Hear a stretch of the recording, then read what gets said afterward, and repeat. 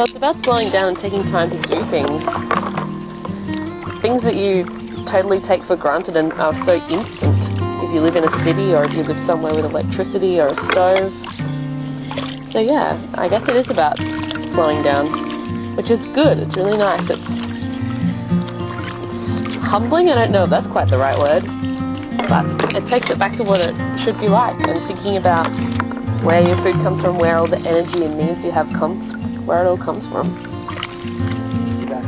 Yeah, I think the biggest thing that I've learned since I've gotten here is just a reaffirmation, this total experiential learning thing of that the opportunity is greater than the problem. I think that there's a lot of time spent on focusing on problems and things that are wrong with the world. Hey! But it doesn't take us anywhere positive. By continually focusing on everything that's wrong, more wrong things happen. It's just a basic thing of energy, right? Like you're gonna reap what you sow. And what I'm seeing here is that people are just so full of hope and gratitude, and I think it's gonna serve them so well, and I think that it already is.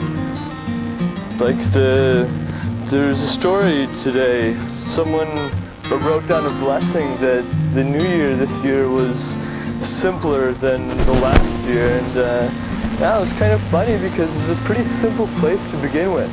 And even like in that, you know, such destruction, they were able to kind of see the positive in it and not focus on, you know, that we didn't have anything this year for the new year, that yeah, it was just a little bit simpler and it was cool, and I think it's just so amazing. It's just such a great trait of character, resilience and hope, and to focus on the opportunity. Sa isang bilog, ilalagay natin ano yung mahalaga sa atin. What is precious to us, no? Ano yung mahalaga sa atin? Dito naman sa kabila, ano yung okay lang na nawala? Kaya nating nakawalan. Okay? Okay, ano yung English ng tiwala? Trust. Ang ibig sabihin ng trust is everything happens for a reason. Ano yung Tagalog nun? Lahat ng nangyayari may rason. Kasi ang part ng trust is lahat ng kinakausap natin actually may mensahe. Kahit ayaw natin, bakit siya nangyayari? The more tayo mag-trust, may bumubukas din. Yun yung blessings. Diba? Ang dami-daming levels yan. Tiwala sa leadership, tiwala sa pamilya, tiwala sa problema. Imagine mo yung tiwala na yun na lahat pananaw. The more kang nagtatrust, merong malalim na kaalaman. I saw this situation through media, through my television in France, and that was looking like, and it was probably like a real disaster, you know. We just think, wow, this is terrible.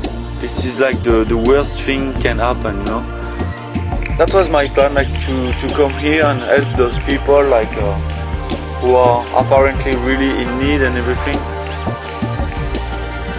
So I came here, I saw like so many children, those people, really simple, and yeah, the most amazing thing was the smile of the people. The smile of the people who just like apparently lose everything, like as they said in the media in France, and they just keep smiling all the time, and they are even more smiley of course than in my country, you know. This trip, the thing that touched me the most, they lost, which is important to them, and on the other hand, this thing, all the things lost, but they're willing to let go or accept that they don't have it anymore. After experiencing all the suffering, it made me realize that because of their simple lifestyle, it's easier for them to let go of their material possessions. It dawned on me that these people already have a very simple life, but still they have, to a degree, simplified even more. And when I looked at my life, sometimes we have the tendency to compare, and yet we forget to appreciate the things we already have, which is very much more, and we have more blessings, and we have more comfort and luxury, and we just look at the problems or the small inconvenience and never appreciate the blessings that we have, which is a lot. So coming here helped me in a sense that I have so much to offer, and I have so much more to simplify and be grateful for. Being with the kids yesterday provided me a certain inward journey as well. I somehow realized the children have a crucial role to play. They have their own vision. They have a certain way of looking at things that could provide solutions. I still don't know what it is really, but there is a certain light in them that can help guide the way. And I see that the leadership emerge from among the young people. We had a sharing session yesterday with the villagers. Just wanting to transform the energy of Yolanda, from something that was destructive into something that was more positive, something that was leading to the future. We asked them, what opportunities or blessings did Yolanda bring? It was really interesting because the word opportunity itself, if you look at the basic life that they have here, there's hardly been any opportunities here. They're just living in a like a really basic existential way. But they did say that one of the blessings that they received from Yolanda is that in 2014 they had to live a simpler life. These are coming from people who are living the most simplest life already, and the fact that even from that simplicity they can actually scale down even more and be even more simpler, and that they can appreciate that further simplicity. That was an insight to the potential in this village to become leaders, to teach us about simplicity. A few days ago on the way back here, I was reflecting on the word waray, because it's the ethnicity of the people and their language. In their language, waray means nothing, or wala, there's none, And that's such a rich metaphor to work on when we work at loss after a time of crisis, because a time of loss is, of course, a sad time.